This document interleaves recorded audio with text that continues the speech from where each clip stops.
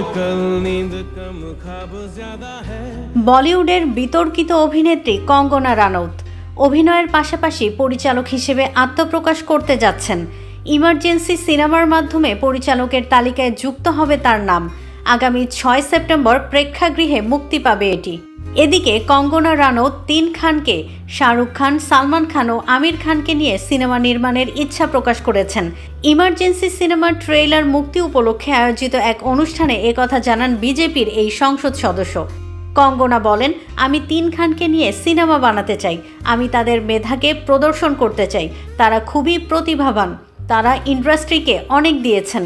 এজন্য তাদের প্রতি কৃতজ্ঞ হওয়া উচিত।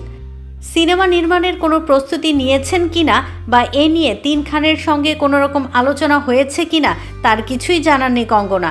এ নিয়ে 3 খানেরও কোনো প্রতিক্রিয়া পাওয়া যায়নি। কঙ্গনা অভিনীত সর্বশেষ মুক্তিপ্রাপ্ত সিনেমা তেজাস গত বছরের 27 অক্টোবর মুক্তি পায় এটি। 70 কোটি রুপি বাজেটের এই সিনেমা মুখ থুবড়ে পড়ে। বক্স অফিসে আয় করে মাত্র 5.5 কোটি রুপি।